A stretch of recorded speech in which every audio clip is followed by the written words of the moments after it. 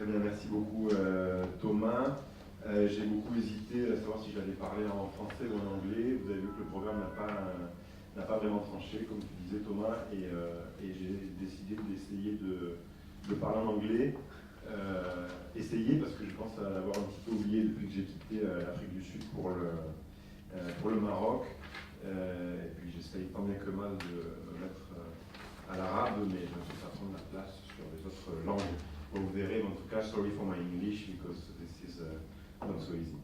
Not so easy also to give a few words of this program, because we started a few years ago, 4 years ago at least, and it's for sure easier for me to give a kind of introduction here, at least the first word than a last word.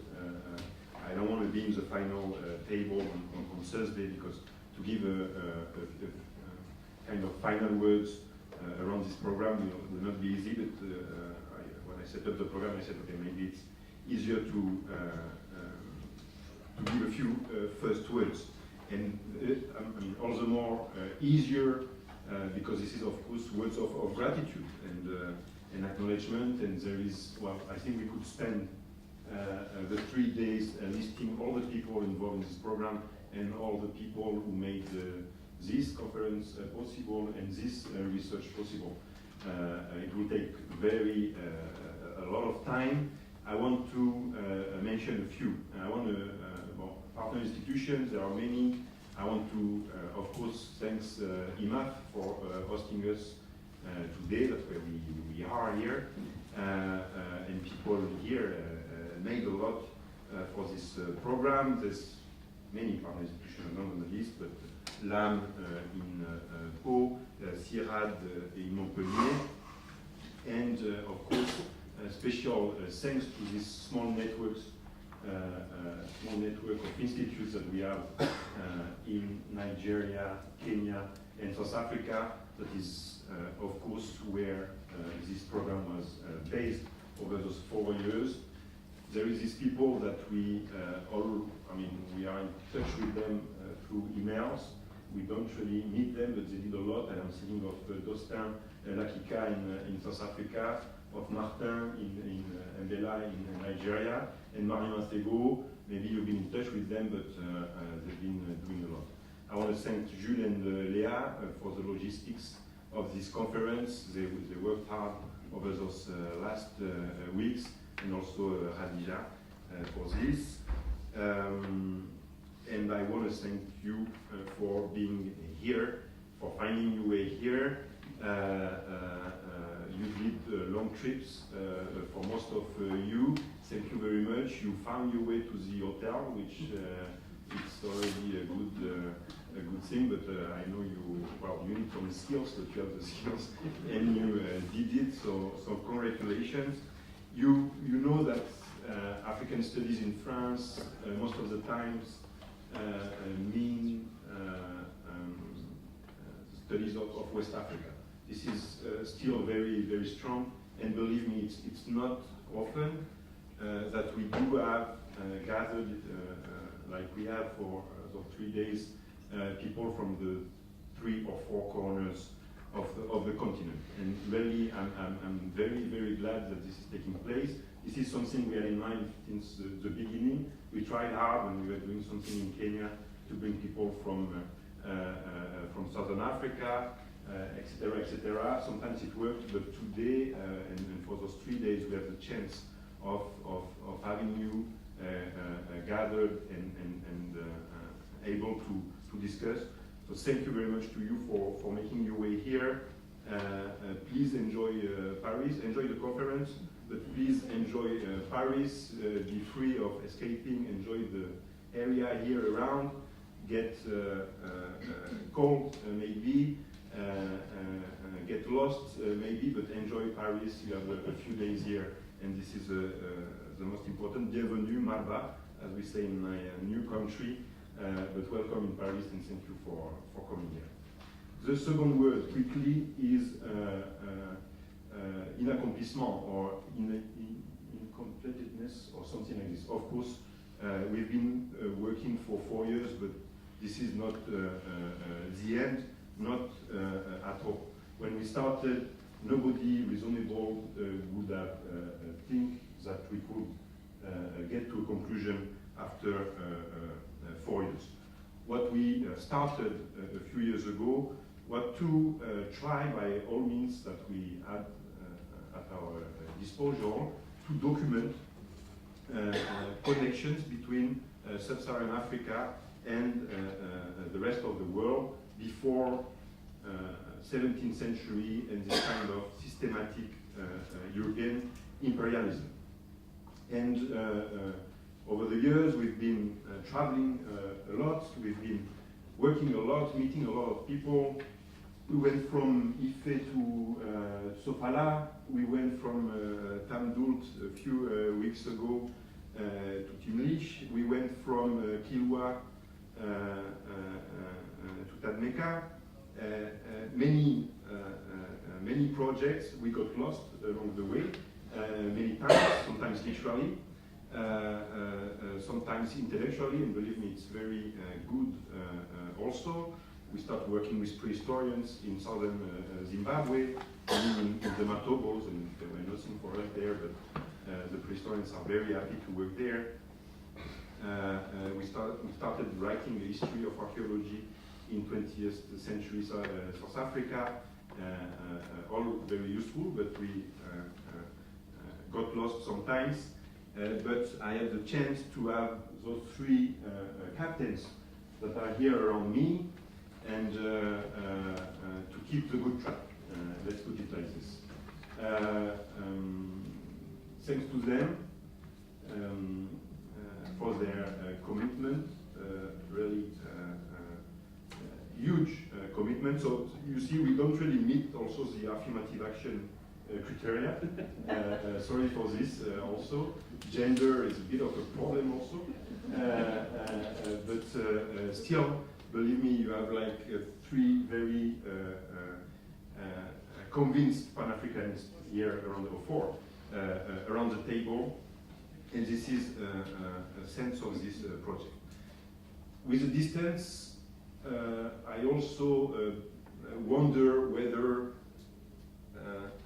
the topics picked up by each of my colleagues reveals a bit of their character. I believe this is I believe this is true. Maybe I should present something around this, but I will avoid.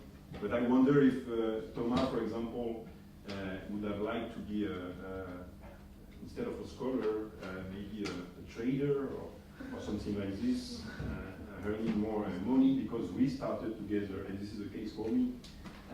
We started together working on trade. And as you said, so I'm going to be very quick at presenting the different projects gathered in this program. We worked on the very famous integration of East African coast within the Indian Ocean trade networks, but we tried to push further and to look very much inland with archaeological evidence, but also with the sources that we had at our disposal to understand what was a real performance of trade between the coast and the hinterland, especially the Zimbabwe plateau, not only to see the evidences of connection, I'll come back to this, but to see what was the performance of trade.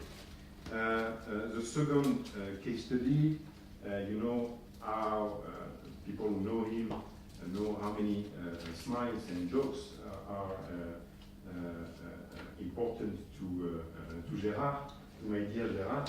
But when you know that this guy is working on the plague, you really wonder what is behind those smiles sometimes. And well, he started this also a few years ago, asking very bravely, I would say, asking whether, because the literature was not taking this seriously, was not facing this question, and it's not an easy one, whether those huge pandemics that ravaged Europe and Asia in the 14th century also touched sub-Saharan Africa, and I will leave you, of course, answers this afternoon with all the team. But we know that this has been a fantastic endeavor and an adventure. And then we've got the healer here, kind of a sorcier, that's for sure. And this is Christian. I will call him now the naturopath, because he started this project on plants. And I will leave you, this is tomorrow afternoon, right? Presenting this.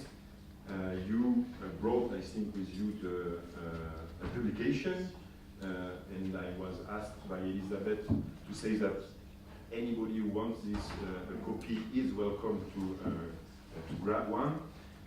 He started working on the introduction and appropriation and use of American plants in the Great Lake region. I will, if I may, give a few comments or a few points, basically methodological ones. As I said, I will not try to give any conclusion. This is an opening, and I will try to open a few avenues, a few questions here.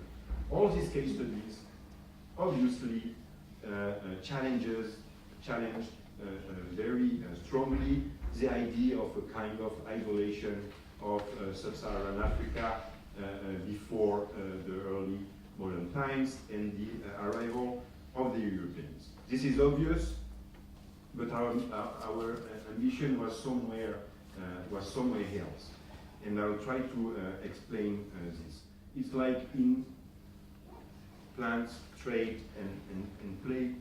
We've got all here evidences that make easy to refute this idea, and it happens that sometimes the literature is happy with the sole refutation of this ideas.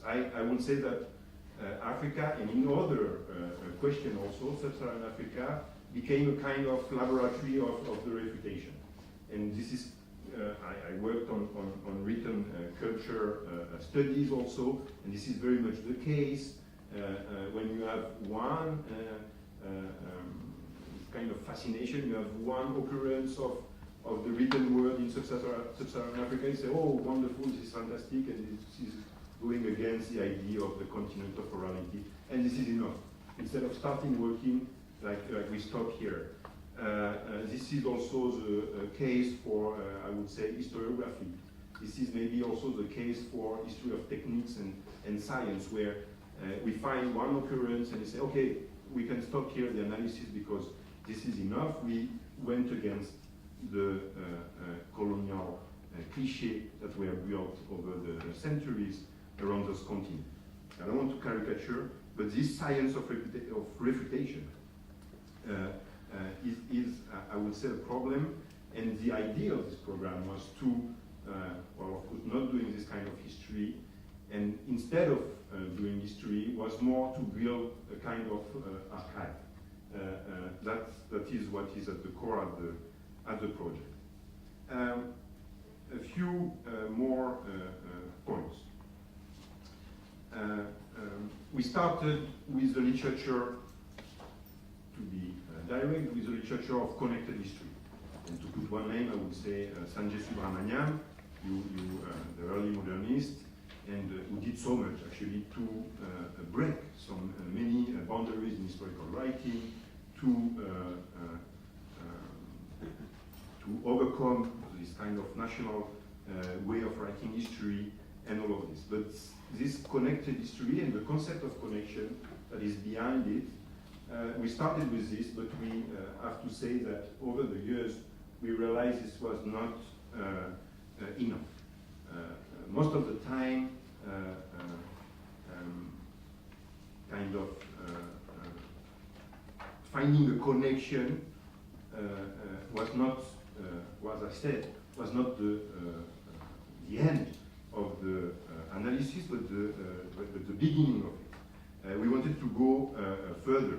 How it happened, what was its consequences, and what do we have at our disposal to give weight to a connection, to ponder it. And this is what I call the connection impondérable. We have evidences, but we don't know the ways that those evidences took, and we don't know the consequences, the weight of those connections. So we try to go a bit further. There's a few more points about this literature. Of course, the connection is not always, this is something I repeat a lot, but it's not always the proof of the consciousness of the connection. It's not because there is a connection you find, I don't know, Chinese porcelain in the Zimbabwe stratigraphy, in Great Zimbabwe stratigraphy. Does it mean that there is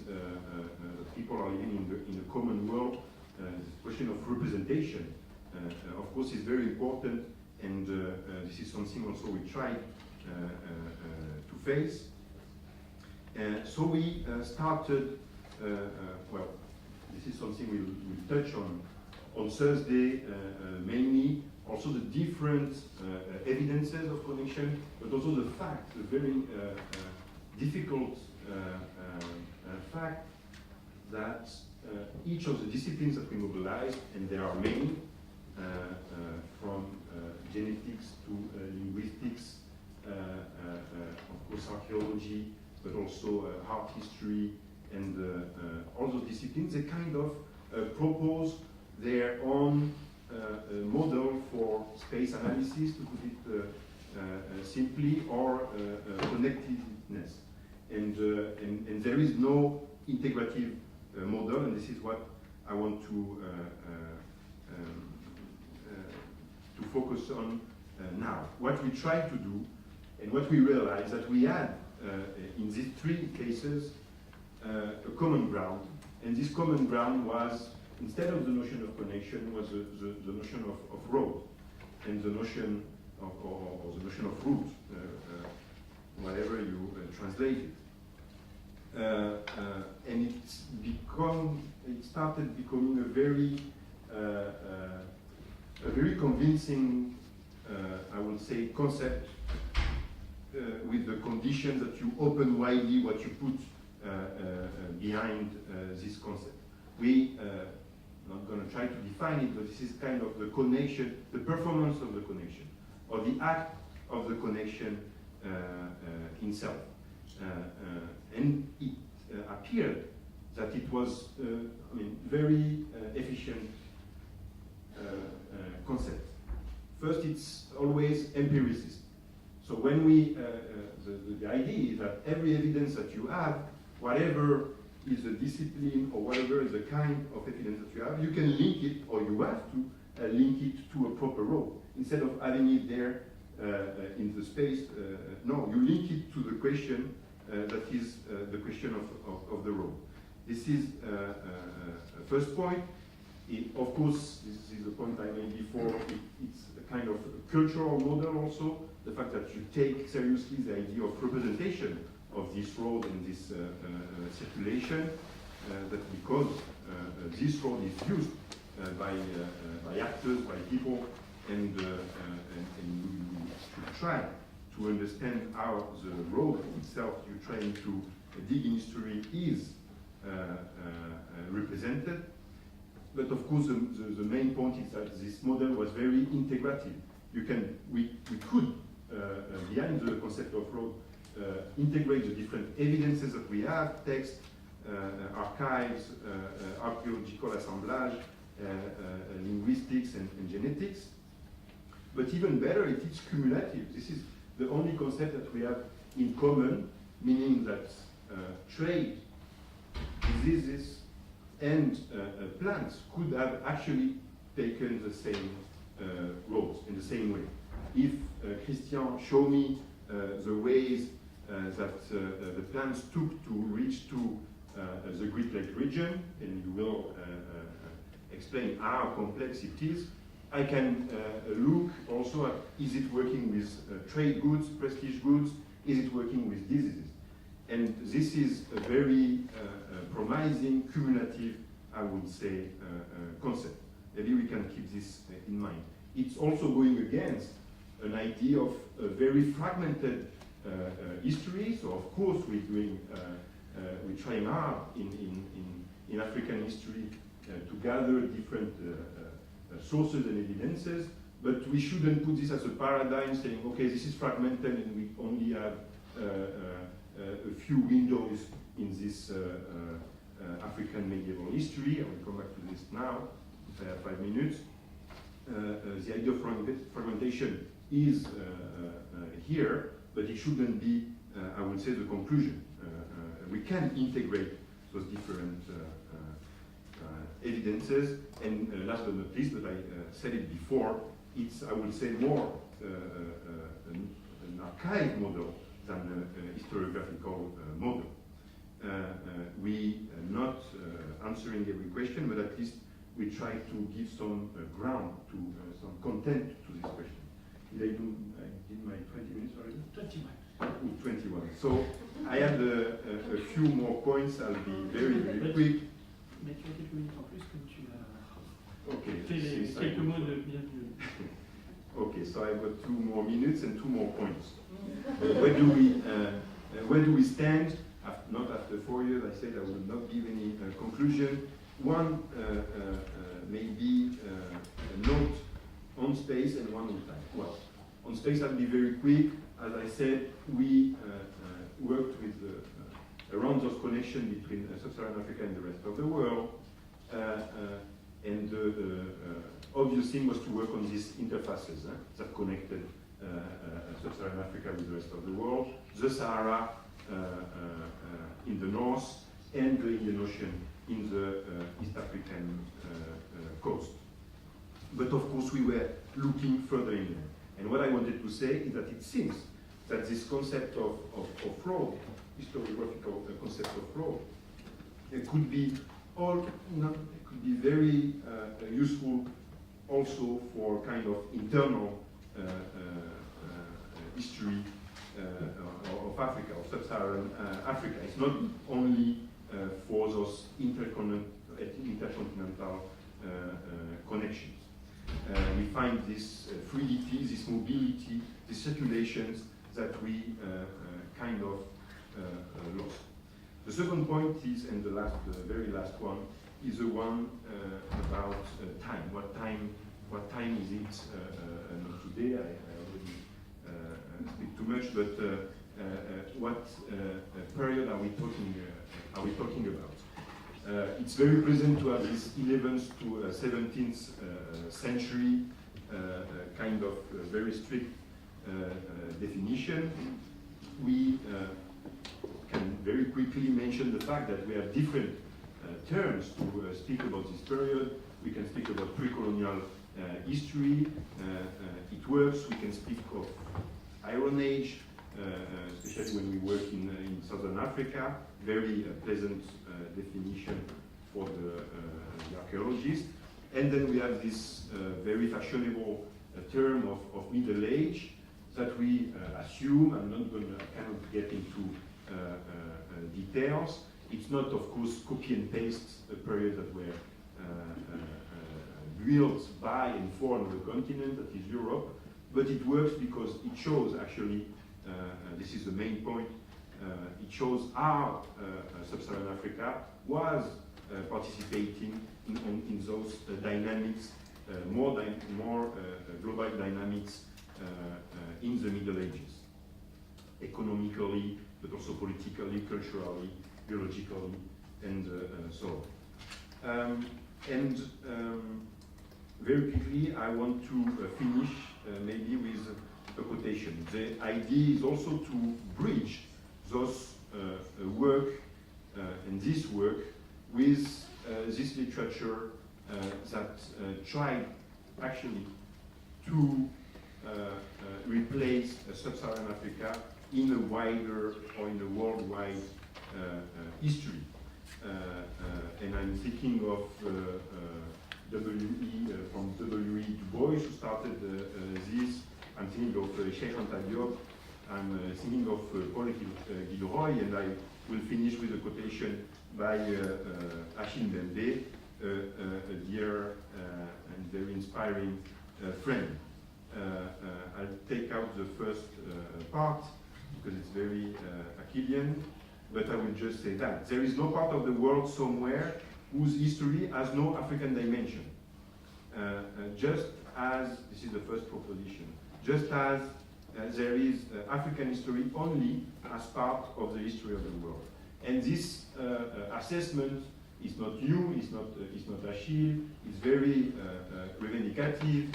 We've got all this literature, basically they build this argument on the literature about the out of Africa question, prehistory, or even before, the idea of Egyptian civilization also.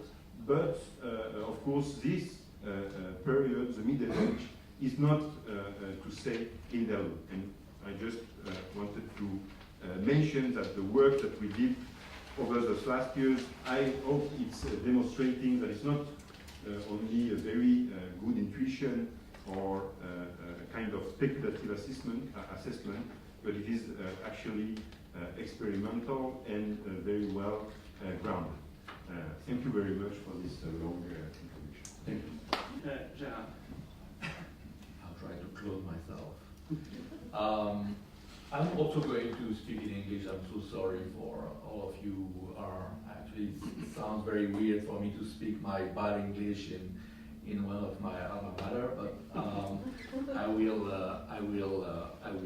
do that today again. So I carved out for myself an hour in the program to speak about my program, but it has been reduced to 20 minutes. So yes, I will eventually, whatever I do not do this morning, I will eventually finish in the afternoon. So you will not escape it. I wanted to start with the genesis of the research question of plague in Africa, which to me has become a very obvious research question, but which at the beginning wasn't. And it all started, I think, with some footnotes in archaeological reports, and maybe starting with Poznanski, who in a book on the Akan world in Ghana in 1987 mentioned that the plague might have actually spread across the Sahara in the 14th century. That at least we should not discount this possibility. And there was a little footnote actually attached to this mention of the plague by Poznanski, which was a reference to a discussion that he had with Timothy Garrard, with this idea that Timothy Garrard is actually preparing a paper on this issue. And unfortunately, Garrard never wrote anything on the plague. And that's exactly, I think, what the plague in Africa has been for over a couple of decades. Been footnotes in African history, possibilities, but no one had really taken the time to kind of delve a little bit into that matter. We could talk about John Sutton also, we could talk about Roderick McIntosh for Gene Geno. And as far as I am concerned, everything started really during fieldwork in Ghana in the early 2000s when I realized that a certain type of settlements that existed all over the landscape from the first millennium to the 14th century suddenly disappeared in the 14th century at a kind of a regional scale. And I started asking myself, what kind of processes were involved in this transformation of settlement patterns in the landscape. And that was in 2000, okay? And we are now in 2018. So it's an idea that has been behind the scene for about 20 years in my mind, but an idea that I found very difficult to actually transform into some kind of scholarly work because there was almost no departure point. There was no foundation. Everything needed to be written from the beginning. And In 2010, in an article that I co-signed with Christopher de Course in the Journal of African History, I again, added to the footnotes by adding my own, talking about the possibility of the plague. Really, the decisive encounter, as far as I am concerned, was actually with Monica Green. I think in 2013 or 2014, just before you published this very important paper, taking pandemic seriously, making Black Death global, we started discussing about, and I realized, for the first time that there was another scholar out there who actually cared about thinking about the plague beyond its traditional kind of geographical limits. I must say this did not start very well for me, because she criticized, very harshly the way I've been talking about the plague in that Journal of African History piece.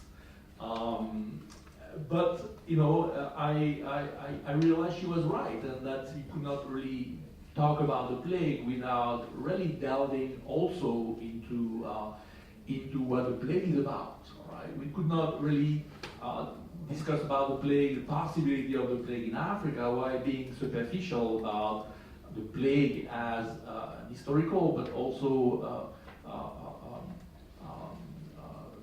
a natural historical issue.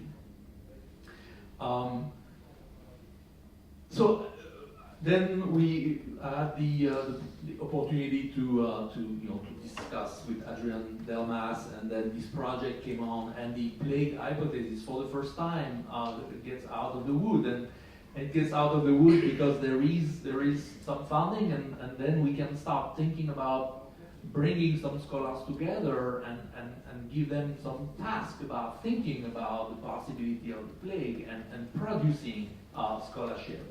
And so in 2016, we organized a workshop in Williamsburg, and we're a little group of, and you see that we are not gender biased at all in our group.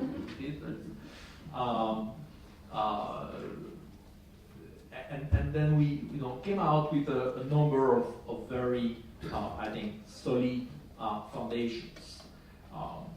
Some of them eventually found their way to this issue of Afrique, which we published in December 2018, which I think is kind of a very solid foundation for the next level for those who are going to take the task of exploring further the issue. Some of them are still in the process of getting on board, and we've also lost a couple of people on the way, especially the art historians. I think we have to actually think also of the plague from an art historical perspective. I think there is much we could say about the iconography of disease and epidemics in African heritage. This is actually, for those of you who have not yet seen this very wonderful issue of Afrique. 4 articles. My articles is kind of going a little bit everywhere. It's an introduction to the problem, trying to build a synthesis and providing some kind of methodological structure. And then we have this article by Daphne Gallagher and Stephen Drippen, who are here today, and I thank them for that, about the archaeology of plague in Africa. How can we recognize plague in the archaeological record, which is something that I'm also much interested in. I will talk more about it during this conference. And then Marie-Laure Dera, who is also here, who was able actually to demonstrate that contrary to what we thought, plague actually appears in written sources also in Africa, and who also listened to her about this.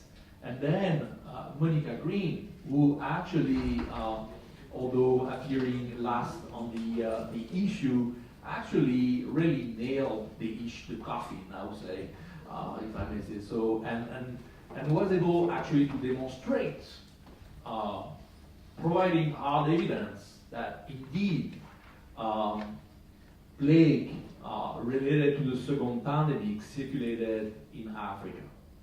And we will discuss, she's here too, and I thank her for being here, and she will give us more today about this aspect of the work. I want to talk about archaeology as a kind of foundation of the idea. Everything that has been written on plague, we're talking about these footnotes, were written by archaeologists, meaning that there is something in the archaeological record in Africa that potentially talks about the plague, talks about the demographic crisis that goes on in Africa in somewhere in the second part of the 14th century. And I've written a lot of stuff here for my French colleagues so that they can follow, but basically the idea is that there is a lot of evidence for settlement pattern change around that period of time. There is a lot of disruptions in the way people organize in space, and that these actually happen around the 14th century, although dating precisely these events is always a problem because of the method that we are using, which includes a level of uncertainty. But in the article, I think, which is actually very balanced, they also clearly show that it's difficult to infer plague from the archaeological record alone, all right? And we will probably never really be able to build an argument solely on the basis of the archaeological record, because there are so many potential factors in explaining why there are changes in settlement pattern in the landscape. And in some ways, the plague hypothesis is in competition with other kind of hypotheses, of theses about how settlement pattern actually changes. But I think that at the end of the day, I would like to think actually that plague cannot be considered as the sole factor involved in the problem. That actually plague is compounded with other factors, especially environmental factors, hiding behind a certain number of ecological factors or climatic factors. And actually all these factors compound in creating, let's say, kind of a perfect storm that would be the pandemic, basically.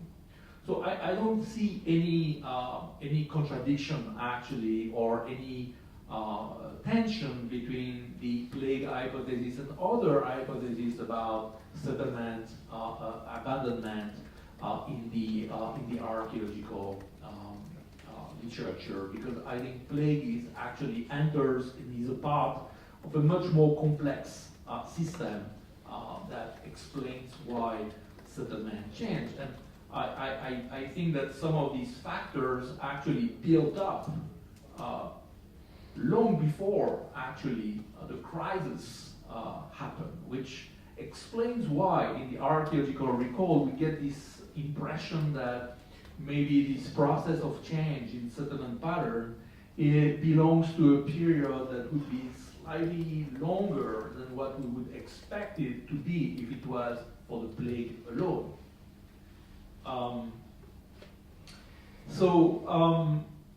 Another question which is really interesting is the management of the mortality. And many times this is a question that people ask me. So where are the dead? Okay, where are the plague pits?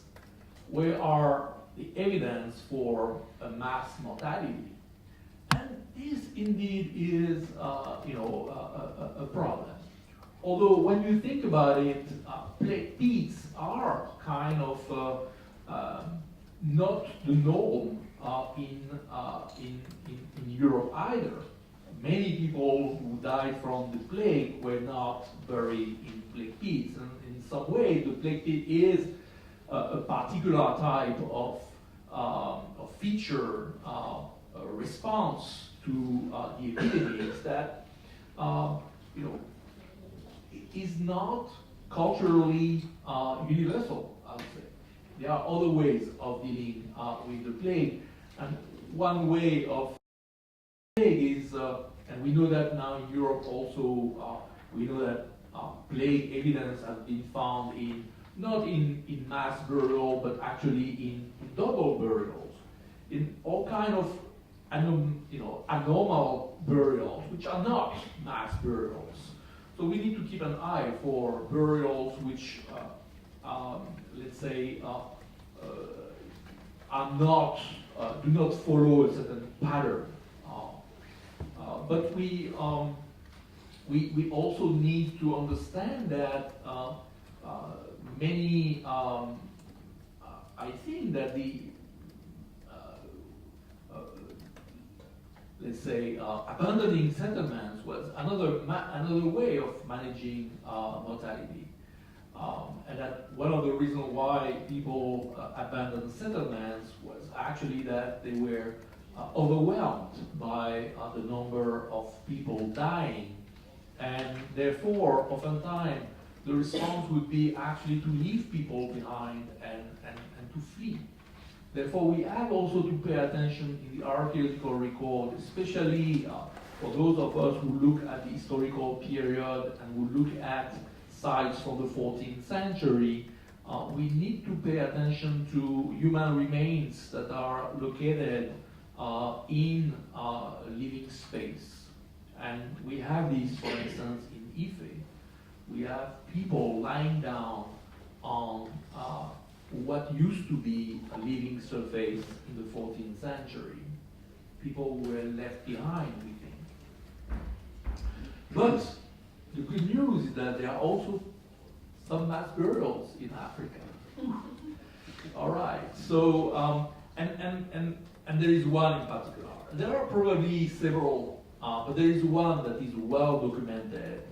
A couple of ones have been observed but have not been documented, and I'm still trying to bring together some evidence on those, especially one in Gao. But in Benin City in the 1960s, one was excavated by Graham Kona, which I put here on the board. This Clare Quarter Trench 2 feature 21, which is basically a cistern which was filled, and within the field at about 12.7 meters deep, there is this thick layer of human remains, about 41 individuals that were recovered by Graham Kona. These burials, this was interpreted by Kona at the time as being a kind of a sacrificial feature, human sacrifice. I think Kona was very still impressed by the late 19th century, early 20th century British propaganda about human sacrifices in Benin City. And all naturally, he actually looked at this literature, and there was mention of people being thrown in pits and in wells. and therefore he established a correspondence with that. But this is actually belongs to the 14th century. It's not a late 19th century feature, and it's a little bit problematic to use these colonial references to explain this particular feature. There is many reasons for me to think that this is actually evidence of management of a catastrophic crisis, and I will write about this later on. Unfortunately, I will not get into this detail, but there are evidence, and I think we as you can see, they are difficult to access. Okay, 12.7 meters deep. Even when you talk to Kona about it, he will tell you that it was crazy, to go there, but he did it. And actually, interestingly enough, in the framework of this project, I recovered these human remains, and we tested them we looked for ancient DNA, and we looked for traces of the plague, but they have been stored in the heat for about 40 years, and actually no DNA at all. Even though human DNA came out from this material. But the good news, once again, is that there is half of this feature still underground in Benin City. If you have the funding, I think we could recover some of this material, which is in surprisingly good condition compared with other type of material excavated for this period, which suggests that maybe some ancient DNA could be recovered from this freshly excavated feature. So, yes, quickly, I will see that we are going to talk about written sources. We are going to talk about the adoption by Ethiopians of European saints specialized in the protection against plague. Saint Roch, Saint Sebastian, who, as you can see on this beautiful fresco, the plague is oftentimes represented as arrows, and Saint Sebastian, as you know, survived arrows, and that's one of the reasons why he was actually associated with the plague. And so Saint Sebastian and Saint Roch appearing and being adopted by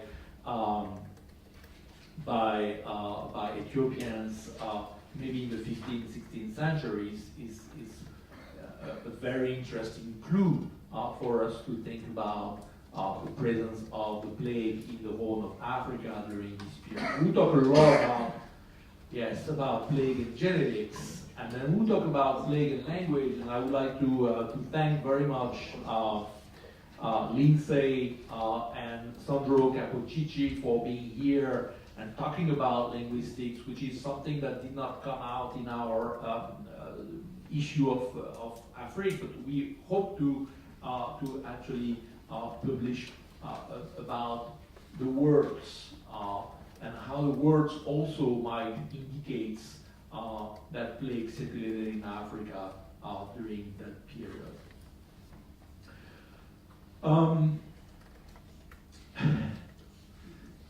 So slide number 3 on 11. I'm almost there. Yes, I'm almost there. So what is interesting, I would say this is that actually I think we demonstrated that plague, the second pandemic of plague circulated in Africa. There is absolutely no doubt in my mind that we demonstrated that, especially in the paper by Monica Green. But we can see something different in terms of some kind of patterns at work in Africa. In East Africa, we can see that the plague, the pathogen was able to actually find reservoirs and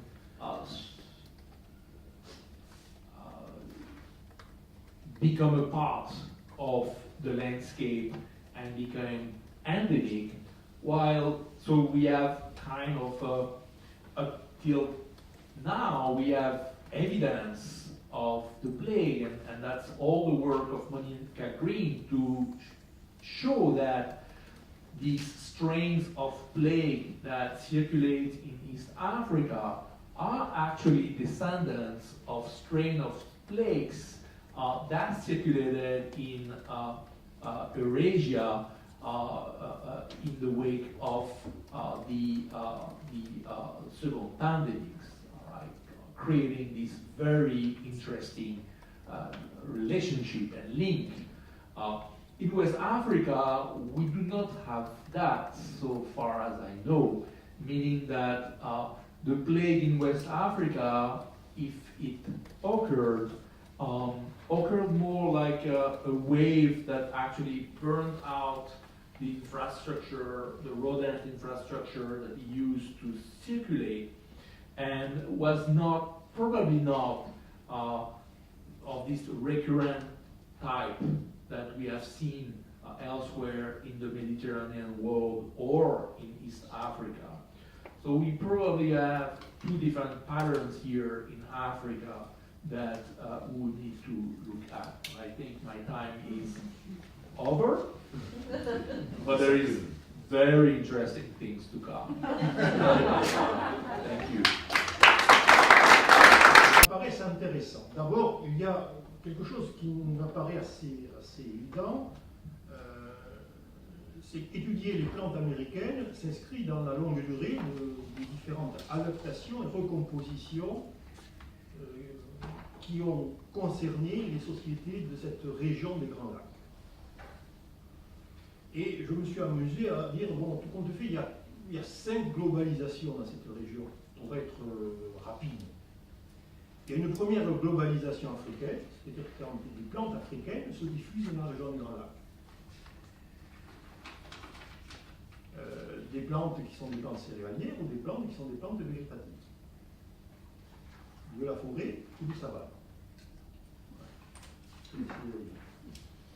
Il y a la seconde globalisation, qui est une globalisation de plantes asiatiques. Et enfin, il y a la troisième globalisation, qui est la globalisation des plantes américaines. Globalisation douce par rapport à la globalisation massive des plantes américaines durant la période coloniale. Autre réflexion importante concernant les centres d'origine et les foyers de domestication. Alors là, c'est Vavilov, c'est Porter, c'est des grands classiques, mais c'est assez intéressant. La région des Grands Lacs est un non-centre. Les centres d'apparition des plantes sont ailleurs. Au nord, que ce soit pour les leusines, pour le sorgho, pour le bouche-minier, ou à l'est, que ce soit le diable. Non, la région des Grands Lacs est une région de diversification qui, effectivement, a hérité de différents centres. Et donc, vous avez là un phénomène assez intéressant qui est l'apparition d'un foyer, qui est aussi un foyer démographique, qui est un foyer de diversité, d'agro-diversité. Et ce n'est pas une civilisation en tant que telle, puisqu'on ne peut pas dire c'est la civilisation du sorgho, c'est la civilisation de la chikwang. La chikwang, c'est la pâte de manioc. C'est la civilisation de l'éleusis. Non. Il n'y a pas de civilisation, d'ailleurs Pierre Gouraud le disait, il n'y a pas de civilisation de riz, il n'y a pas de civilisation de maïs. Il y a des civilisations qui sont des civilisations agraires, et c'est effectivement le cas, basées sur une diversité importante. Autre remarque importante qui introduit la longue durée, alors là, la longue durée climatique. Alors là, je remercie David de l'espace de From Great Place to Good Place. C'est le processus d'occupation que l'on retrouve autant avant l'an 1000 qu'après l'an 1000. Et si on peut utiliser l'an 1000, d'ailleurs, c'est aussi un usage qui est aussi un petit peu étonnant. Mais en fin de compte, nous avons là un phénomène important qui est l'histoire climatique.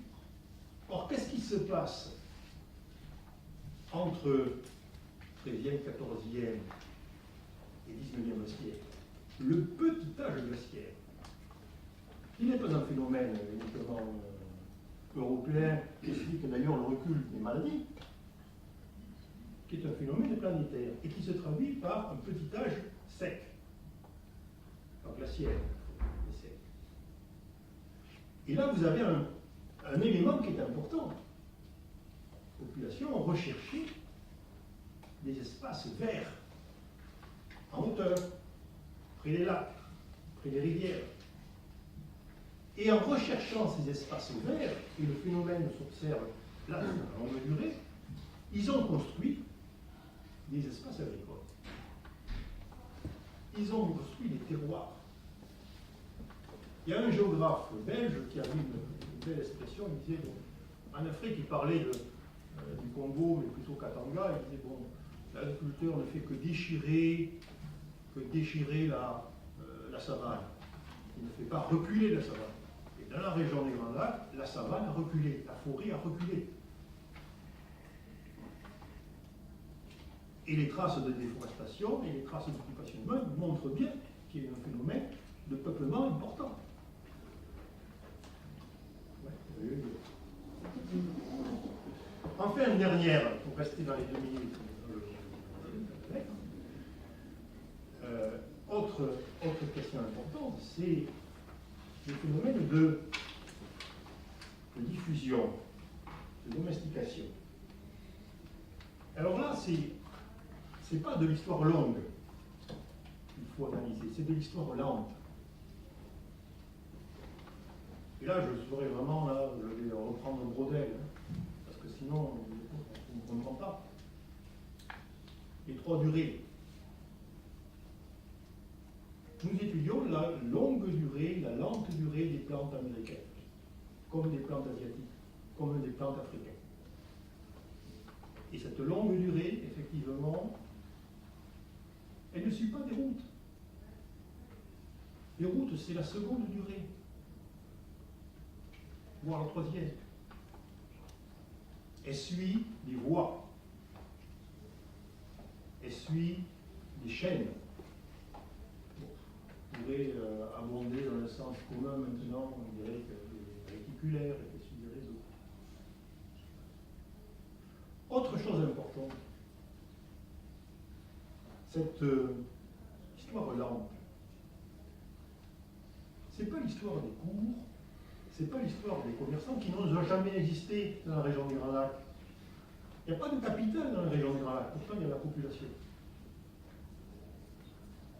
Il n'y a pas de commerçants, si ce n'est au Rwanda à la fin du XIXe siècle. Et pourtant il y a des échanges. Il y a des marchés. Il y a des voies. Et ce qui est intéressant, c'est de voir quelles sont les plantes qui sont diffusées. En fait, ce n'est pas des plantes luxueuses, ce n'est pas des plantes pour les festins, ce n'est pas des plantes pour la redistribution.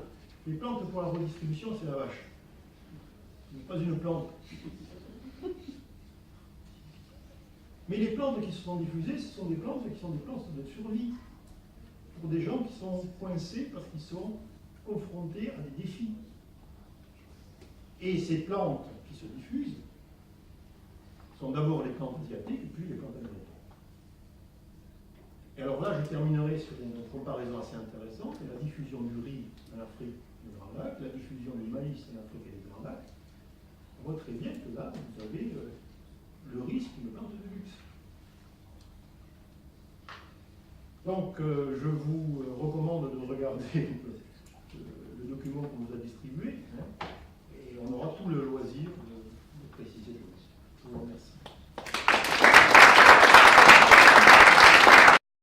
We can see happening in global history, particularly 100 years, but it happened earlier too. You can track this in earlier times of history. The spread of items through commercial exchange most often, over wide areas there of products, items that began in one particular region of the world, and then they become widely spread around the rest of the world. And a resource that seems to me neglected for tracking the spread of these items, something that allows us to fill in sometimes details and other little intricacies that the written record does not, or the it may also are the word evidence, the spread of words for the items, and the spread of the words for items then may give us ideas of what additionally evidence, but also it gives us possible agendas to follow up on the archaeology and see if we've been missing things there that might help us to understand the spread of items around the world. Now, words spread from language to language as an item names spreads by different ways. And one way is simply, well, you get a new item, you need a new word. The simplest way is you take the word from the people that you got the word from, the item from itself. So if you got tobacco from people, you try pronouncing in your own language as well as you can that word for tobacco that you got from them. But then again, people also, they don't simply necessarily borrow a word from the other language. They may end up creating their own word. They can take a word for an item previously existing in their culture that's similar to the new item and transfer the words of that. If you know Swahili, karanga for arachide for peanut, groundnut. Karanga muito is an indigenous plant that has similar characteristics. And in the end, what it looks like is karanga was originally the name for that indigenous plant. And then it became the name for the new plant, and they began to call the indigenous one wild karanga muito. So those kind of, that's one kind of thing that people transfer a new word. And then you can create a new word that's descriptive of the item. So tobacco in Chigogo is konde, which is a word you may discover turning up for banana in some other areas of Africa. It's not because it meant either one of those crops. Originally, it meant apparently a thick stalk. And so the new plant had a thickish enough stalk, they might transfer this term to it. In fact, konde gets transferred to maize in northern Malawi. So you get these kind of transference of something that's descriptive. And sometimes you find, like maize is mahindi in Swahili, meaning the Indian stuff, because they're presuming that it's, thank you, coming from India. I do need help with a microphone, Dave. Thank you. So here's some things to look for, but I'll try to do this quickly. If a word is short, 1 or 2 syllables, and has consonants and vowels that are common in the world's languages, then we will find that it tends to be borrowed with little change from language to language as the word moves across the landscape. But if the language doesn't have all of the consonants, what the borrowing language will do will substitute a similar, the nearest similar vowel or consonant.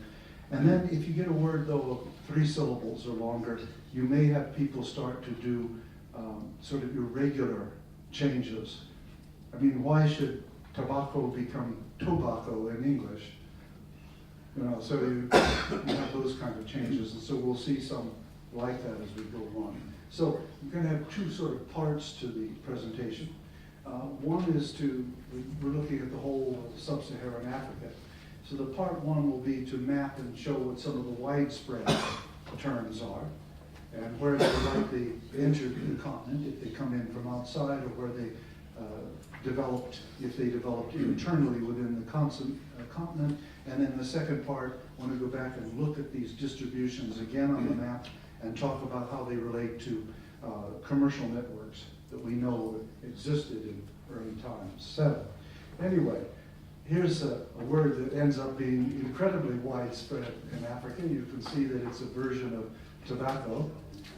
Tobacco is one of those words with 3 syllables, so you'll find people simplifying it to fit their phonology of their language, whoever the first borrowers are. There are multiple possibilities we could argue about where this term is coming in, but it looks to me that what makes the least complicated explanation is it's coming in along the Gambia region and heading across the Sudan belt. And rather than being introduced directly at the coast, although this may be happening, it looks like maybe first knowledge is coming to a lot of areas near the coast of West Africa from the internal trade networks connecting south. Well, there may be knowledge already, but this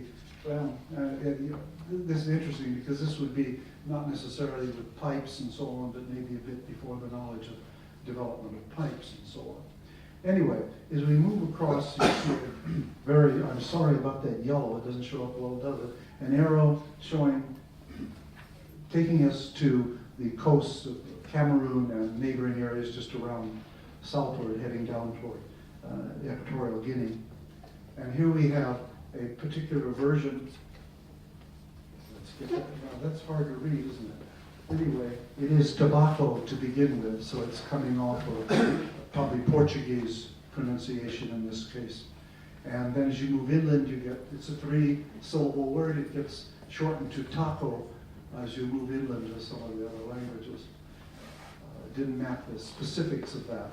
And then we have a very widespread of kaya, basically kaya, but there's some areas where they get a mutated version, irregularly changed to kanya as you get off toward the southeastern directions of the spread of this. Now here's a word that is a word that already existed in Western, the sort of rainforest, Western early Bantu, a word for a leaf, or maybe particularly a larger leaf, but a word for leaf. And it tells us that the first knowledge of this crop is coming as a trade product, as a leaf.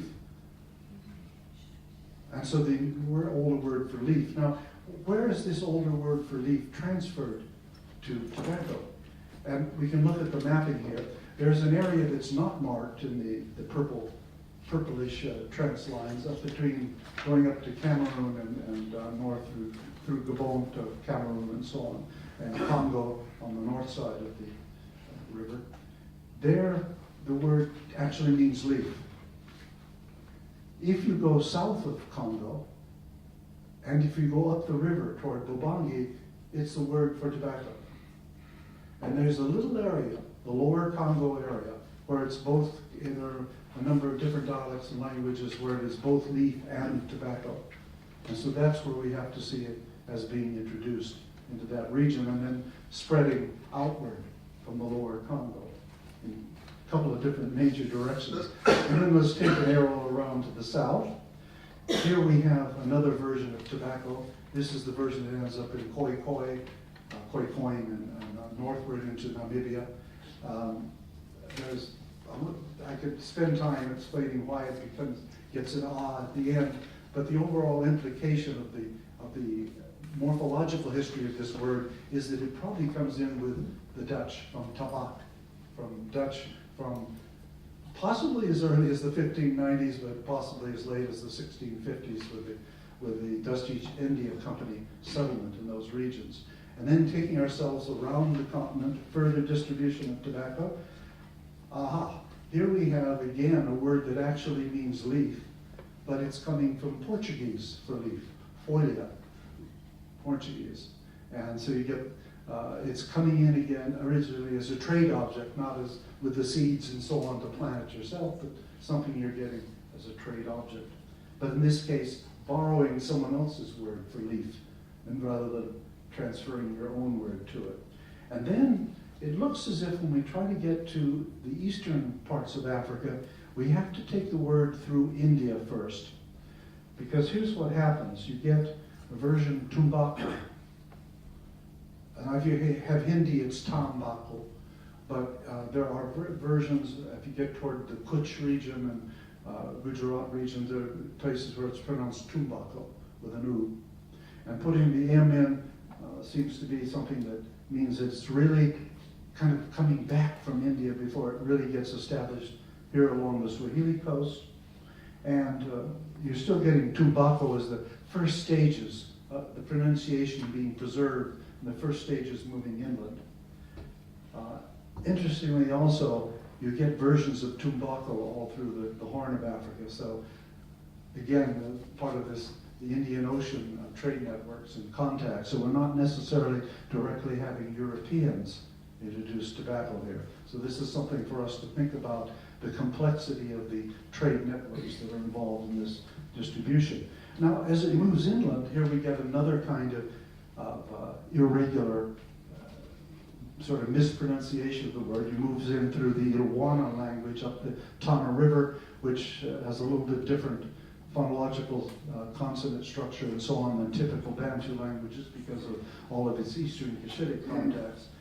And then moving still inland further, you can see the version coming off that's given here is Mobake. Tu is a diminutive prefix in Bantu languages.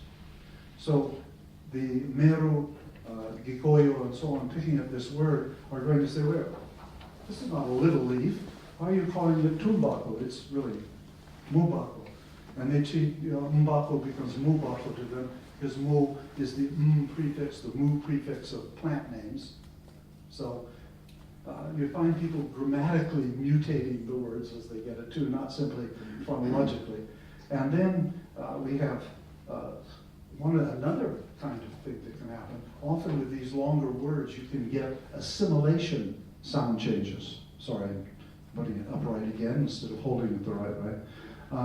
You get upright, you get assimilation changes, and here or dissimilation changes, and here you could call it dissimilation because the T becomes a K, but it's also assimilation to the third consonant of the word. So tobacco becomes kumbako. It's the kind of change that happens as an item is moving from people to people that kind of know each other's language, but maybe only well enough to carry on trade and not all that well, and so on.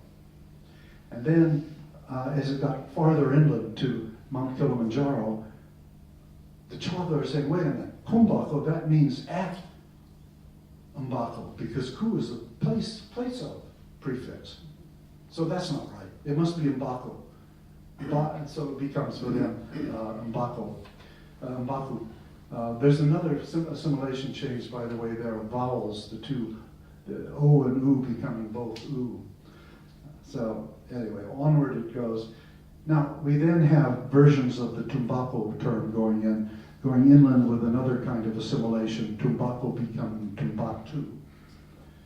And still further inland that way, you'll see tumato, where the mb becomes an m, probably because it's passing through the Iraq, the southern Cushitic languages where nasal clusters are not as common and so on. And then from that version it goes northward, clear up to the Kalenjin, without the MB becoming M. And then, there's also one other little assimilation when you go to the Longue language and onto the Toga, where they raise the middle vowel to be higher, like the vowels on each side. But anyway, I shouldn't be spending time on the details. Anyway, we finally have still another assimilation change marking a spread. We got the ku dissimilation change, kumbatu from tumbatu, going northward as far as beyond the Wenan Gulf to the Abaluya country. Okay, so that covers a lot of the continent. There's a couple more to be mentioned. There we go. Sona, which is spread through a whole area of southern Tanzania and northern Mozambique as far as northern Malawi. Interesting problem. Where does this word come from? Is it descriptive? Is it from a verb? Is it? Well, one possibility, which I've kind of jumped onto because it's fun, is that actually this resembles this very like the Indo-Aryan versions of the word hemp, cannabis. They come out, they lose the last consonant, and they come out sana, sona, and so on. I'm proposing that this may have been, that we do have, after all, evidence of marijuana clear down to Khoisan peoples in South Africa before Europeans turn up. So I'm suggesting the possibility that what we have is the word older for marijuana being transferred to the new smoked product, but one that's much more addictive and therefore perhaps drives the other one a bit out of use. And so this is a possibility. There's a lot of sound changes in the Sona word that shows it's been around quite a few centuries, and so that fits as well. Anyway, another very big swatch, the whole middle of the Congo Basin, the whole interior Congo Basin, way up and south into Zambia. We have still another word. Structurally, this word looks like a derivation from a Bantu verb, a noun derived. I don't know the verb myself yet, but there may be others who. Oh, did I hit something wrong? Yes, to say more. I hate to hit the wrong button and have it take over the whole screen, so thank you. Okay, so now let's go on to the second part, the closing part of all of this. Go back to our map. We'll take up Taba first, and I had it spreading out where we can see already that 1,000 years ago there were the routes leading down between Ghana and the Niger Bend and the Mali, what became Mali later on region. There are also the routes that lead down, we can see through down the Niger River and down to the southern areas. So that held together nicely enough. And then the routes that take us to the Jukun country and so on, between the Chad Basin and all. Now all of this region is a region that we know for, in some areas, like the more western areas, certainly 3,000 years of commercial networks here. Back further, if we take it to the Tishit settlements. So there's a long history back there. But I think what starts up significantly here is how rapidly over a huge area this spread takes place. That tells us we've got trade networks. I think we thought so anyway, but it helps to reinforce the idea that these are trade networks with widespread knowledge of the distant products and the needs over distant areas, access to credit, wide geographical knowledge, and we have even, of course, in many areas, pretty much a professional, if not a caste, a professional class of merchants that pass down their activities, their calling down the line in their families. And then we have this additional spread that takes us all the way to South Sudan, which I didn't mark up before, but Taba goes right across this area. And here I think what might be significant is the rise of the pilgrimage route going through the emerging 16th century kingdoms of Wadai, Darfur, Sinar. Sinar is already back, of course, to the 1504, so it's even still earlier. But this would have been a place, people carrying this product with them as they went and introducing it to the areas. And then it makes sense down in the Great Lakes area. Les Wood and I so many years ago, I may not have been born so many years ago, wrote an article where we looked at linguistically and at the various other sorts of sources, or anthropological and historical written materials, to reconstruct market systems in two places, the Great Lakes and also Kilimanjaro and Mount Kenya, as going back hundreds of years. So there were places with regular markets, particularly like 4-day markets, possibly 1,000 years ago on Kilimanjaro. That's not on here, but it helps to explain how you could rapidly get tobacco established within the Great Lakes. The question is, what about this area that we all think of in South Sudan? Just these cattle-keeping people weren't concerned about trade and merchants and all of that, and they weren't organized that way. Well, somehow it's moving quickly through that region, and maybe this is a place we need to rethink or relook at our documentation. Maybe there was more going on. Maybe it wasn't just 19th century Dongolawi merchants coming down to South Sudan. Maybe there's an earlier history that lies behind all of this. Then let's put all of them, pile them all up together. What I'll do here is emphasize. Here we have the interior Congo Basin networks. This is something that from Vancina's work and Karen Kleiman's work, and from looking at linguistic spread of things like the technology of flange welding and the spread of copper coming down from areas like Darfur, or copper coming from the south into this region. There's a long ancient movement of goods around the rivers there, and so that was an area you could expect. We know, looking at Van Siemen's connection of all the people of their so-called secret societies where they made commerce work up and down the Lomani and the Lualaba. These were areas where quickly you would expect that people know each other, they'd pick up the same words, they'd spread them rapidly, and all the way to the copper-producing regions further south. Then there's an area that was, even before the Europeans rose, there was copper trade and trade in raffia cloth over distance in the lower Congo basin. What we have happening then 1500 to 1800, we have, I'm thinking in particular here of the Ovimbundu networks that add to the southern part of what I've emphasized here. And then we have the Bobangi on the middle and the upper lower Congo regions also expanding trade in these times. So I think we see the tobacco distribution here reflecting those expanding trade routes, trade networks of that period. And then finally back to, I wish it would show up better, too bad. Anyway, back here to East Africa. We have a world in which we can see tobacco moving from group to group on a much more limited, less long distance connection. There clearly are old trade connections beyond the networks right around Kilimanjaro. There are further connections that lead across the Maasai Steppe. There are connections that lead to western Tanzania. And it looks like there are connections that run right up and down the eastern coast of the Lake Nyanza, Lake Victoria. So there are some kind of connections, but they are more like we've usually thought of them. They are not with regular market relations and regular merchant classes, but they are people who it'd be nice to explore more of that. Are there, like in the Southern African cases, where you had people get together a party, go 100, 200 kilometers to trade a product and come back? Is that what was going on in East Africa? We know that about Southern African networks of communication.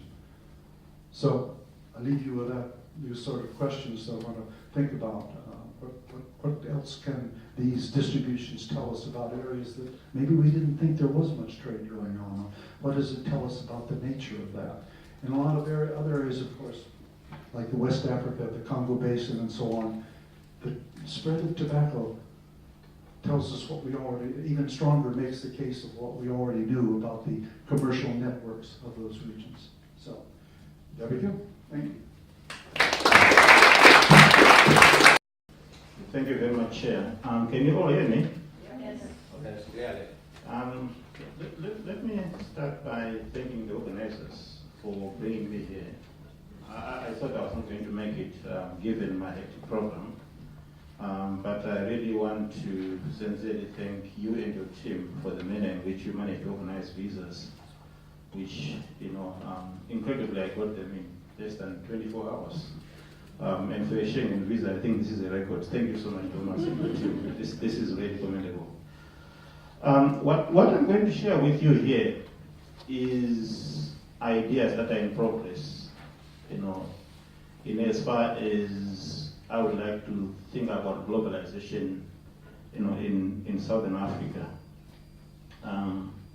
They started from a paper that I published in 2017, interrogating globalization in antiquity, where I argued that at some stage after the 10th or 11th century, Southern Africa may actually have had ascendancy in the globalization process.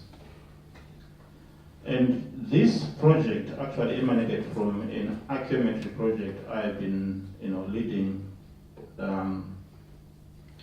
focusing on imported ceramics, glassware and beads, and those of us who were at Toulouse had at least a postdoctoral fellow talking about Raman and XRF analysis of some glass beads from from the Zimbabwe Plateau.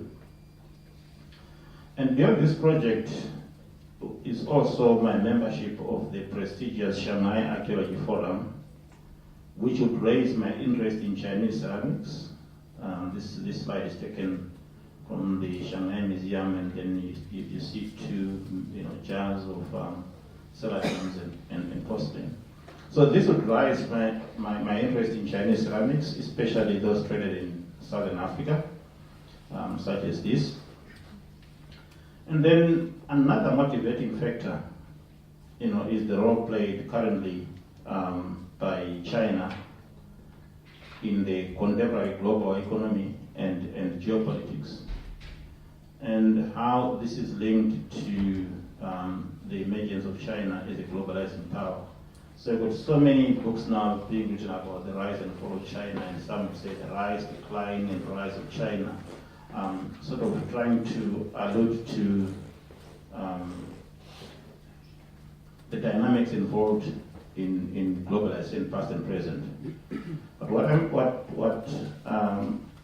I'm talking about in terms of the real measures of China as a globalizing power can be summarized by this slide from Reuters, where some would like to see what China is doing as an attempt to revive the Silk Road, dubbed in some quarters as the Silk Road, and in others as the digital Silk Road. Now, if you add to this, don't laugh please, the anti-globalization approaches by Donald Trump, you really get an interesting link between the past and the present. The bottom line being that today's sense of globalization only makes sense when it resonates with the past. So we can't really dismiss what is happening today with attempts at bringing the world together sometime in the past. So the key questions here are what we know about globalization with regards to Africa, what role Africa played in globalization during antiquity, and what facilitated such globalization, and what were the effects and consequences. The ideas presented in the volume, the Routledge Handbook of Archaeology, which was published I think 2 or 3 years ago, with an extensive section devoted on Africa, somehow resonate with some of the ideas that I was developing in parallel around 2016, 2017. I didn't contribute to this volume, but I was hoping that Paul Lane would be around, and he would really comment on the insiders of this project, because it speaks a lot about archaeology and globalization. So, but I do welcome his critique, because at least I've managed to read some of the chapters on mine. I do welcome his critique and scope of the term globalization. In fact, what I found most appealing to me is a quotation by Carl Nappert, one of the volume contributors, and allow me to read that. He says, globalization, ironically, need not be worldwide. At least this is a necessary convenience in its current definition, as it would be hard to establish definitively if and when every corner of the globe is connected. And this being the case, global, in quotation marks, becomes a little less important in globalization's definition than does the idea of complex connectivity. And with complex connectivity, interactions have to be intense, forming dense networks, and they have to be between different regions and have the capacity to trigger social change if they are to be reckoned as globalization. Given this set of features, one can see how archaeologists and historians have found it justifiable to take the idea of globalization back to the past, as there have been many scenarios that fit the bill, as long as global, in quotation marks, aspect does not have to be taken too literally. So we can now read of ancient globalizations from Rome to the Andes. And this move certainly has a lot of promise for strengthening cross-cultural approaches and breaking down the great wall between ancient and modern civilization. So in this case, the handbook discusses the idea of globalization, defining it as a process of increasing connectiveness that unfold and manifest as social awareness of those connectivities. So globalization, therefore, is not necessarily modern, Western, or a homogenization of cultures, but instead is a development of shared practices and values that contribute to the idea of the world as one place while recognizing cultural and other differences. You'll find that the editor and the contributors argue that globalization theory partnered with material culture studies can be used to discuss and better understand connections between people and cultures in the past as well as in the present. And I would like to believe that this really aligns very well with the broad objectives of Globafrica as outlined in the conference program. And my presentation here, looking at Southern Africa, tries to build a case for the region, but also, as I said earlier on, it's about my own views on the grand scheme of things regarding connections between this part of Africa and Asia and Europe. And if we take into account what Chris has just presented, the Americas still come into the equation. All of this regarding what we call archaic globalization, its impulses, its effects, and also the relevant recurrent discussion. So let me briefly comment on archaic forms of globalization. And by that, let me just raise in awareness the fact that I think we all agree that globalization is not only those series of connectedness post 1500 AD that largely characterize European expansion beyond the continent. In fact, globalization we're talking about, we're also talking about what goes prior to that. So I have what I would regard as pre-modern globalization, and by pre-modern I want to situate the period AD 1000 to 1500 as my pre-modern. And beyond that, as you go back into the past, I want to look at that in more archaic terms. And those of us who are also interested in critiquing post-1500 AD forms of globalization want to urge colleagues to read Robert Marx's volume, The Origins of the Modern World, because he successfully critiques Eurocentrism by clearly showing that globalization dates back way into the past, and in fact arguing that we can go back to Neolithic times, especially the development of agriculture and the beginning of settled village life. We can talk of several episodes of globalization, which I think some of them are very well documented. I can cite what we know about the Greco-Roman world, the Parthians. I can talk about the rise and expansion of Qin and Han Dynasty China, the rise and expansion of Islam, and the Mongol Empire in Central Asia in the 13th and the 14th century AD. And to me, delving beyond the continent of Africa into the world unknown, this is where I start making risks, because I want to believe that this expansion, which takes place in the 13th century and 14th century, happens at a time when in Southern Africa we do have large-scale societies, such as Great Zimbabwe. And to imagine that these processes are happening independent of each other is being too precautious. Right? Because I want to believe that the Mongol expansion is a bearing on the Zimbabwe culture in one or the other. This is a rapid expansion that takes place in less than 50 years. It touches virtually the entire continent of Asia, but crucially for me, it touches the Middle East and parts of northeastern Africa, which are bearing on the Zimbabwe culture. And here just a slide showing you some of the areas associated with complex state formation in southern Africa. Your Shasha Limpopo confluence where you've got Mapungubwe, and then tip into the Zimbabwe hinterland, your Great Zimbabwe.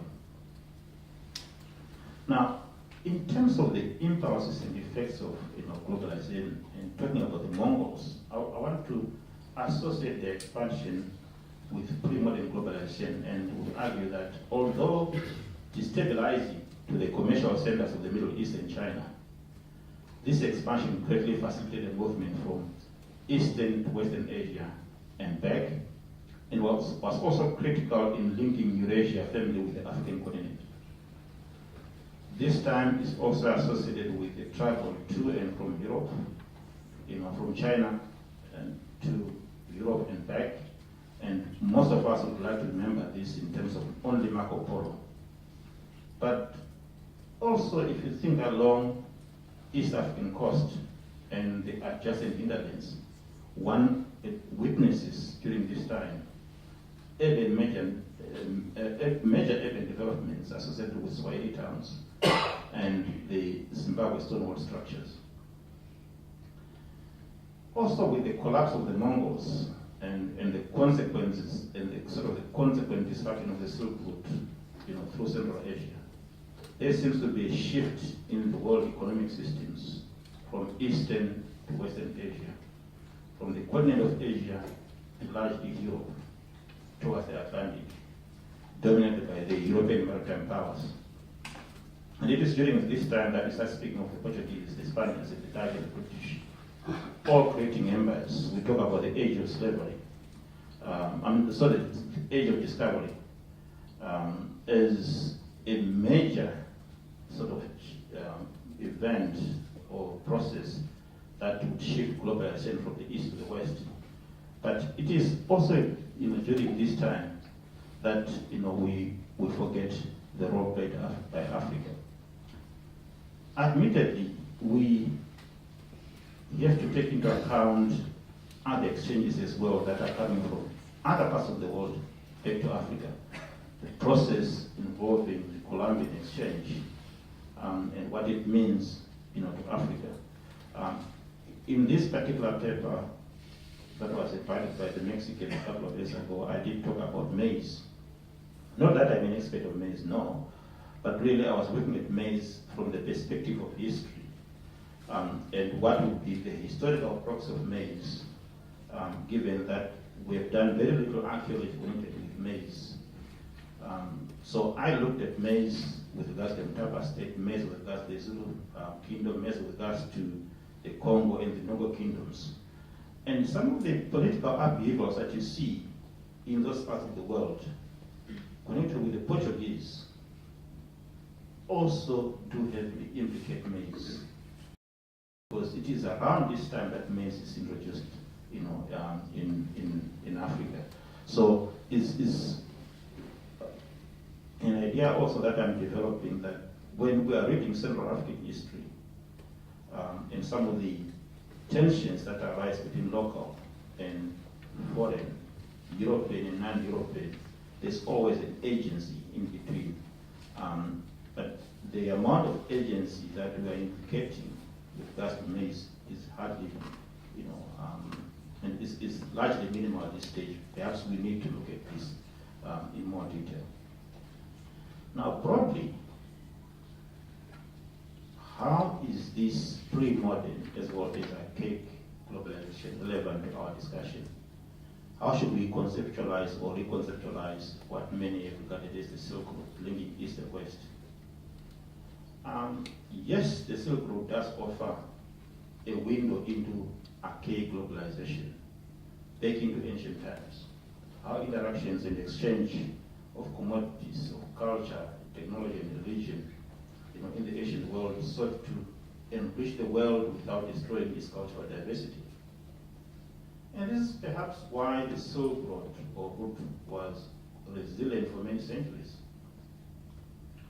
But however, is the Silk Road only a connection between ancient China, ancient Mongolia, and Rome since the 2nd century BC?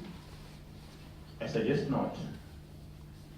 The southern routes or connections involving much of the Indian Ocean would remain poorly understood. And I think this is where archaeometry, through provenance, would greatly help. It's not just about linking some of the greatest civilizations of the ancient empires like India, China, Rome, and Persia. The road or the route went beyond this and even around these entities as well. And without having to rewrite or to delete history, I would like to caution here that giving prominence to the Silk Route is also the danger of failing to understand how the movements of goods from other parts of the world ended up in Eurasia, in India, in Persia, in Mongolia, and China. I want to call this the made in China theory at the expense of the sourced elsewhere explanation. Because what I'm saying here is that a considerable range of goods left Africa, for example, fully processed and ready for consumption in other parts of the world. And if one is to look at the Zimbabwe culture between 1000 and at least 600 AD, this is a case in point. This is why I argued in the 2017 paper that there were some centers beyond Asia, beyond Europe, beyond the Americas that played a critical role in globalizing the world. And we need to see them not top down, but I think maybe bottom up to understand global processes better. If we try to use a little bit more detail, I would move from parts of Eurasia into the Middle East. Just from Cairo downwards, you look at the rise of ancient Cairo from the ruins of Fustat in the 12th century, which marks a significant departure from the area of globalization in antiquity. Remember, Fustat is around the time of Makongo in southern Africa, early great Zimbabwe, if you link the two. And it's linked with the rise and spread of Islam.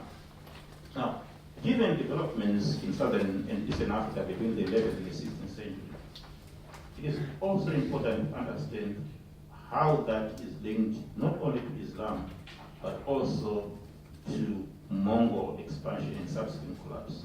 Because this is how movement from that part of the world to Asia, to Africa, and from Africa to Eurasia was actually enhanced or facilitated. Now, what I'm beginning to see here is that with global interaction or integration, we witnessed rapid developments and expansion of the Zimbabwe culture states, which further invites the discussion and debate in terms of how these states evolved. Are we looking at parallel evolution of Great Zimbabwe coming? I want to engage with my colleague, Professor Chikure, or was it a strategic repositioning of states to take advantage of the regional and global developments elsewhere? One remote example I can cite is that of the Abbasids, who gained power from the Umayyads in the middle of the 8th century AD, and who moved various capitals to more controllable areas. Now, this strategy granted is worldwide, past and present. We know from northern Zimbabwe, for example, that the Mtapa state did the same post 1500 AD. Now, globalization in this context, in this part of southern Africa, would constitute in what I consider a reconfiguration of major social-political entities and trajectories on their origin, and their origins must necessarily take this into account. They are actually responding to certain things that go beyond their own boundaries. At the same time, trying to take advantage of what is going around them to maximize,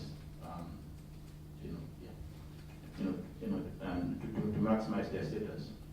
So, how should we view globalization efforts? How we should view globalization efforts in more recent times And here I'm referring to post-1500 AD, which is driven by European expansion overseas. Well, if we talk about the crops, if we talk about the tobacco, I think this is an opportunity to use the word terms like increased hybridization. That has led many to believe that globalization transformed the world increasingly into one place. But then European domination will trigger resistance, which we may take as anti-globalization, if you may. But then, and here I'm now going into the world of Trump, but referring to the 16th century. Here is Europe that is now moving to the world stage, and here is this resistance from the so-called periphery. So I want to regard anti-globalization in this context as an action towards alternative forms of globalization, because it invites, by being anti, it also invites a global response. And it simply means the breaking down of long-established trends and patterns, maybe towards new ones. So this, in my view, is how we should actually be critically looking at post-1500 developments. And equally important is making sense of Asia now, with all these cities that I mentioned. How do we explain this new event emerging largely in Asia? How do we make sense of this in the context of not just the present, but the long dure? But overall, both past and present, what does it mean? In my view, is perhaps rewriting African deep histories, as well as ancient histories, but actually centralizing the coordinate in the broader scheme of things. And as we do that, asking research questions through questioning sort of conventional narratives. Thank you very much.